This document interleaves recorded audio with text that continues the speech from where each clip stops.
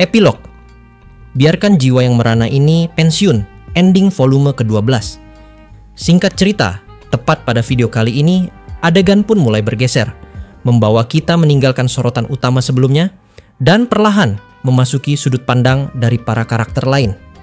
Kali ini, fokus beralih sepenuhnya ke dalam sudut pandang para anggota party Grieving Soul.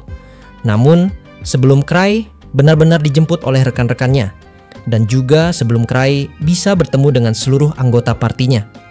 Maka, ada satu momen penting yang terjadi lebih dulu, di mana di awal video ini kita akan bisa menyaksikan sebuah adegan yang memperlihatkan proses interaksi Cry saat ia sudah tiba di kantor pusat asosiasi para hunter, dengan rincian cerita sebagai berikut. Kantor pusat asosiasi penjelajahan. Bangunan putih menjulang itu berdiri kokoh, memancarkan wibawa dan keanggunan khas pusat administrasi terbesar di seluruh benua. Namun hari ini suasananya berbeda, lebih hidup, lebih ramai, bahkan sedikit bising. Tepat di bagian kafetaria yang terletak di lantai utama, puluhan suara bercampur menjadi satu. Obrolan, tawa, denting gelas, bahkan aroma kopi hangat yang pekat memenuhi udara. Dibandingkan terakhir kali aku, Cry, berada di sini, keramaiannya benar-benar meningkat pesat. Kursi-kursi yang dulu sebagian kosong, kini terisi penuh oleh para petualang, staf, dan berbagai individu dari segala penjuru. Ada wajah-wajah baru yang tampak bersemangat, tapi juga banyak yang terlihat letih, mungkin akibat serangkaian insiden besar yang baru saja mengguncang dunia. Setelah berhasil lolos dari sesi interogasi panjang yang terasa seperti tak ada habisnya, aku akhirnya bisa menghela napas lega. Dengan tubuh yang sedikit lelah, aku duduk santai di salah satu meja dekat jendela besar. Sinar matahari sore menerobos masuk, memantulkan kilau emas di permukaan meja kayu. Aku menguap lebar, menutup mulut dengan tangan sambil memutar bahu untuk mengusir pegal. Rasanya, sudah lama sekali sejak terakhir aku menginjakkan kaki di sini. Padahal kalau dihitung, aku cuma menghilang sekitar sebulan, atau mungkin sedikit lebih, di Code. Tapi entah kenapa, semua kejadian yang kualami di sana membuat waktu terasa seperti bertahun-tahun. Di depanku, Kaiser duduk santai sambil menyesap kopinya perlahan. Wajahnya datar, tapi sorot matanya seolah menyimpan rasa kagum bercampur penasaran. Akhirnya, ia membuka mulut. Yah, sekarang aku sudah lihat sendiri kehebatanmu. Gak heran kalau Thousand Tricks punya reputasi segila ini. Siapa sangka kota terapung yang katanya mustahil ditembus, malah kamu jatuhkan secara harfiah. Aku menatapnya sebentar, lalu memutar cangkir di tanganku. Sebelum sempat menjawab, saya yang duduk di samping Kaiser ikut menyahut dengan nada serius yang entah tulus atau penuh sarkasme. Dan dengan baik hati mengantarkannya sampai ke dekat kantor pusat asosiasi penjelajahan. Benar-benar pelayanan yang luar biasa. Ucapan itu membuatku tersenyum tipis. Entahlah apakah mereka memuji atau menyindir, tapi memang begitulah gaya mereka. Intinya cuy, Kaiser dan Sarah sampai sekarang masih menganggap bahwa semua ini adalah rencana dari Cry. Karena dari awal Cry sendiri sudah bilang kalau dia sudah berniat untuk dapat membawa pulang semua teknologi canggih dari negara Code menuju ke kantor asosiasi para hunter dan juga kepada Zebrudia. Siapa sangka semua ucapannya itu menjadi kenyataan, karena pada akhir perjalanan mereka, Cry mampu menggerakkan pulau terbang itu, lalu menjatuhkannya tepat di depan pintu masuk dari gerbang utama markas mereka. Ibaratnya, Cry udah kayak kurir yang antar paket teknologi canggih, tapi bentuknya satu negara penuh. Ujian sertifikasi level 9 yang seharusnya menjadi momen formal dan terkendali, justru berakhir dengan kekacauan besar. Kantor pusat asosiasi penjelajahan sempat lumpuh total akibat berbagai insiden yang meledak hampir bersamaan. Jatuhnya Code, gelombang besar para pengungsi yang tiba tanpa henti, serta serangan kelompok tentara bayaran kriminal yang ternyata disewa oleh Jin, yang akhirnya ditangkap oleh Kaiser dan Sarah. Kabarnya, mereka berdua bahkan sempat membantu Norasan dalam pertarungan sengit melawan pasukan Jin. Dan kalau dipikir-pikir, tidak heran mereka bisa melakukannya. Kaiser dan Sarah adalah petualang level 8, jauh di atas rata-rata. Jadi drama dikendalikan musuh yang mereka tunjukkan kemarin. Ternyata hanyalah akting yang sangat meyakinkan. Berkat kerjasama dari berbagai negara, keadaan di sekitar kantor pusat perlahan mulai membaik. Namun semua orang tahu, akan butuh waktu lama sebelum segalanya kembali normal sepenuhnya. Soal penyebab pasti jatuhnya Code. Ya, di tengah kekacauan seperti ini, tidak ada seorang pun yang benar-benar tahu detailnya. Rumor beredar, laporan berseliweran, dan spekulasi liar mewarnai setiap sudut ruang. Namun, aku tetap dipanggil untuk memberikan keterangan resmi.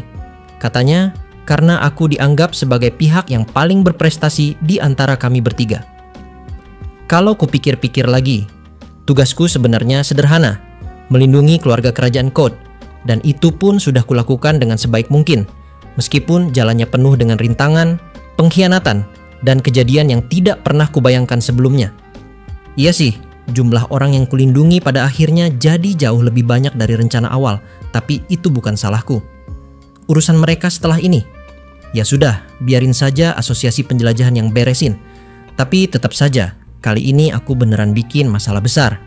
Maksudku, aku memang selalu bikin masalah, tapi ini pertama kalinya aku menjatuhkan sebuah kota terapung. Bayangan itu kembali menghantam pikiranku. Momen ketika aku melarikan diri dari Menara Raja, lalu berbalik dan melihat kota itu mulai menghilang pelan-pelan di udara. Aku benar-benar mengira itu adalah akhir dari hidupku.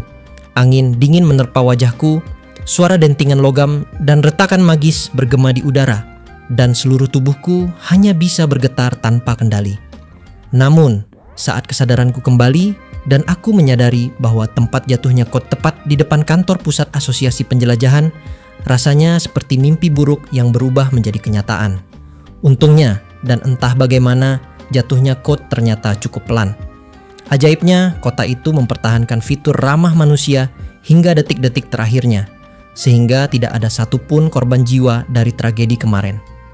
Tidak ada kehancuran masif yang tak terpulihkan. Tidak ada nyawa yang terenggut oleh kejatuhan megastruktur itu. Sekarang, semua urusan tentang Code masih menunggu keputusan asosiasi penjelajahan dan para petinggi negara-negara lain. Yah, kupikir mereka akan menemukan cara untuk mengurusnya. Asosiasi penjelajahan setidaknya masih punya rasa tanggung jawab. Lagi pula, kehancuran yang pernah disebabkan oleh Code terjadi hampir 2 abad lalu. Dan kini keturunan bangsa yang dulu dihancurkan justru hidup berdampingan sebagai penduduk negara ini. Ditambah lagi, akhir-akhir ini Code tidak menimbulkan dampak besar. Jadi, sepertinya tidak masuk akal untuk menyalahkan keluarga kerajaan yang sudah kami lindungi dengan susah payah. Tapi ada satu hal yang belum terpecahkan. Sesuatu yang menggelitik pikiranku sejak tadi. Aku melirik Kaiser dan Sarah dengan tatapan waspada. BTW, para bangsawan yang maksa-maksa keluarga kerajaan yang damai buat tunduk sama mereka. Mereka gimana ya? Kaiser mengangkat alis dan bertanya. Hah? Maksudmu apa? Sarah memiringkan kepala dan ikut bertanya. Maksudnya bangsawan yang mana? Keduanya menatapku dengan ekspresi bingung, seakan pertanyaanku barusan datang dari dimensi lain. Oke, lupakan. Aku juga nggak terlalu peduli kalau dipikir-pikir. Yang penting, misiku sudah selesai. Simpelnya, Cry di sini masih salah paham. Padahal misinya udah selesai, tapi dia masih kepikiran soal cerita dari para bangsawan yang mencoba untuk dapat menangkap para anak raja. Padahal jawaban itu sudah terungkap, yaitu bangsawan yang dimaksud sedang menyamar, dia adalah jin. Kocaknya, Cry ini orang yang pelupa. Dia nggak peduli detail-detail kecil. Pokoknya, selama misinya udah selesai dan dia udah bisa santai-santai lagi, maka hal itu sudah cukup bagi seorang Cry. Masalahnya sekarang, hasil ujian sertifikasi level 9 masih belum keluar, walaupun target utama mereka, yaitu melindungi keluarga kerajaan sudah berhasil. Namun, insiden yang terjadi terlalu besar untuk bisa diputuskan dalam waktu singkat. Penilaian level 9 tidak sesederhana berhasil atau gagal. Selain penyelesaian misi, ada perhitungan poin tambahan dan pengurangan yang dinilai dari berbagai faktor. Taktik, kerjasama, efisiensi, bahkan kerusakan sampingan yang ditimbulkan. Jujur, aku sendiri tidak terlalu peduli dengan level 9. Tapi Kaiser dan Sarah, Aku tahu mereka penasaran setengah mati. Mereka bekerja keras tanpa henti selama ujian itu berlangsung. Aku memang bikin blunder besar, tapi mereka tidak. Dan meskipun ini tanggung jawab bersama, rasa bersalah itu tetap saja menggantung di pundakku. Di tengah lamunanku, Kaiser tiba-tiba menarik napas panjang. Suaranya memecah keramaian kafetaria yang dipenuhi percakapan dari para petualang lain. "Cry," katanya, nada suaranya berat tapi tenang. "Kamu sadar nggak? Kalau mulai sekarang, dunia hunter nggak akan pernah lihat kamu sama seperti sebelumnya." Aku menatapnya. Ada sesuatu di balik kalimat itu. Bukan sekadar komentar biasa. Sorot matanya serius, dan untuk sesaat aku merasakan atmosfer di sekitar meja kami menjadi lebih padat. Bahkan Sarah yang biasanya cuek mulai menaruh perhatian penuh. Kaiser meletakkan cangkir kopinya, lalu mencondongkan tubuh ke depan sambil berkata seperti ini kepada Cry, "Mulai dari sekarang, dunia akan melihatmu sebagai seorang pahlawan atau seorang hero." Tidak hanya itu, Kaiser pun kini kembali melanjutkan sambil menyilangkan tangannya di depan dada. "Kali ini aku beneran merasa dunia yang kukenal itu terlalu kecil. Aku terkejut dengan keahlian Thousand Tricks yang sendirian menjatuhkan Code, tapi juga kagum dengan kekuatan Little Witch yang luar biasa." "Tidak juga," timpal Sarah, menatapku dengan tatapan santai namun tulus. "Kalau bukan karena saran Cry di stasiun, aku tidak akan bisa mengaktifkan kemampuanku di pagi hari." Aku berkedip beberapa kali. Jujur aja, aku nggak ingat apa-apa. Emangnya aku ini udah kasih saran apa ya? Nggak tahu deh, pokoknya kalau saranku berguna, itu cukup bagus. Aku nggak mau banyak tanya ke mereka. Karena kalau aku sampai salah ngomong dan mereka jadi salah paham, itu bakalan jadi sangat berbahaya. Pokoknya, daripada muncul masalah baru lagi, mending nggak usah dibahas lebih jauh. Di momen itulah, Cry pun kini mulai berkata kepada mereka, menjatuhkan Code sendirian agak sedikit berlebihan. Memang kalau dipikir lagi, bener juga sih. Akulah yang telah menghancurkan Code dan juga menjatuhkannya. Tapi sumpah, aku bukan sengaja ngejatuhin kota terapung itu. Semuanya murni ketidaksengajaan. Faktanya, aku cuma nancepin relik bukti raja doang. Siapa sangka reliknya malah jadi retak saat aku pegang. Aku menghela napas panjang, lalu mengambil sesendok penuh parfait ukuran jumbo yang sejak awal ujian bahkan belum sempat kusentuh. Begitu sendok itu masuk ke mulut, rasa manisnya langsung meledak di lidah. Gula murni menyerbu otak, membuatku refleks menyipitkan mata, sambil berkata seperti ini, untuk dapat mengalihkan pembicaraan. Apa selera Tuan Putri bakal cocok sama kadar gula selevel ini ya? Nah, mulai dari sini, Cry pun kini kembali melakukan sebuah monolog singkat tepat di dalam hatinya. Sekarang, para keluarga kerajaan Code sudah berada di bawah perlindungan Asosiasi Penjelajahan. Kalau suatu saat mereka diizinkan keluar istana dan berjalan-jalan, aku kepikiran untuk mengajak mereka keliling ibu kota.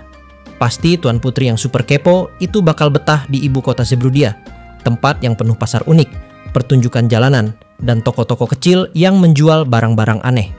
Lalu di saat Cry sedang melamun, Sarah pun kini langsung memotongnya.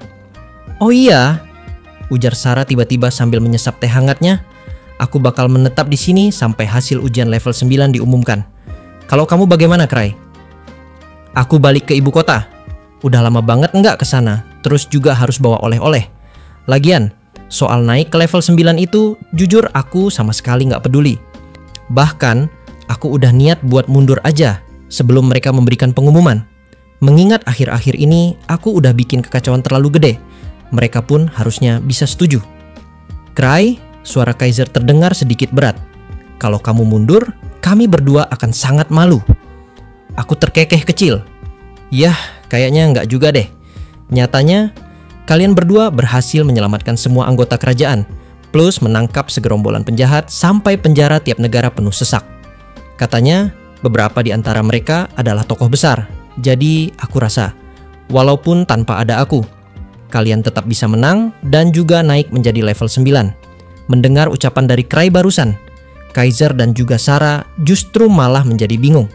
Faktanya, sepanjang perjalanan di dalam Code Fortress, mereka sendiri sebenarnya sudah sadar bahwa mereka sama sekali tidak ngapa-ngapain. Karena faktanya, mereka sudah tertangkap sejak awal. Mulai dari hari pertama sampai dengan hari yang terakhir, satu-satunya kesempatan mereka bertarung hanyalah di akhir cerita. Itu pun mereka bisa sadar, karena Swordtail memilih untuk dapat menggunakan kekuatan dari Sara-Sara. Andai saja saat itu Swordtail tidak mengizinkan Sara untuk dapat bertarung, maka belum tentu mereka bisa sadar. Intinya, ucapan dari Cry di atas sebenarnya adalah perbuatan yang dilakukan oleh Cry semua, bukan perbuatan dari Kaiser dan juga Sara. Namun sampai dengan sekarang, Cry pun masih menganggap bahwa Kaiser dan juga Sara tertangkap. Itu cuma acting. Padahal kenyataannya mereka ketangkap beneran. Tapi belum sempat Kaiser dan Sara menjelaskan semuanya kepada Cry, maka tiba-tiba saja sebuah suara yang sangat familiar menyentak telingaku atau menyentak telinga Cry, di mana di dalam praktiknya tepat pada bagian ini terdengar suara sebagai berikut. "Ketemu! Cry-chan, aku jemput nih." Suara itu ceria, riang, dan terlalu khas untuk bisa salah tebak. Mataku langsung membelalak. Perlahan, aku menoleh ke arah sumber suara. Dan di sanalah Liz berdiri, bersama seluruh anggota Grieving Souls lainnya. Baju mereka masih berdebu, sepatu penuh tanah. Tapi wajah-wajah itu, wajah yang sudah terlalu lama gak kulihat, memancarkan senyum lebar. Bukannya mereka lagi menjelajah Higdra ya? Pikirku dalam hati. Apa udah bosen? Kalau kupikir-pikir, memang sudah sebulan sejak mereka berangkat. Mungkin misinya memang sudah selesai, tapi ibu kota jaraknya jauh sekali dari sini. Dan mereka benar-benar repot-repot datang hanya untuk menjemputku. Atau jangan-jangan aku memang kelamaan tinggal di kota sampai lupa waktu. Misi sendirian kali ini memang seru. Tapi begitu melihat Liz dan yang lainnya, yah, sepertinya sudah waktunya kembali menjadi pemimpin Grieving Souls lagi.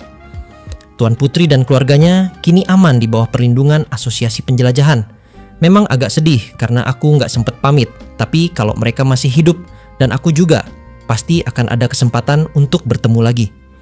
Yah, teman-temanku udah jemput, jadi segini dulu aja. Seru juga sih, sampai ketemu lagi, ucapku sambil berdiri. Aku mengangkat kantong besar berisi oleh-oleh dari Code, mulai dari suplemen dan aksesori peningkat kekuatan hadiah dari Norasan, Kumo Mini pemberian Tonisan, sampai kartu warga sebagai bukti pencapaian kelas 7. Lalu, dengan langkah mantap, aku berjalan menuju rombongan teman masa kecilku yang rela menempuh perjalanan jauh hanya untuk memastikan aku kembali. Di luar sana, langit mulai merona jingga. Angin sore berhembus, membawa aroma petualangan baru yang entah kenapa justru malah membuatku semakin yakin bahwa perjalananku masih belum akan berakhir.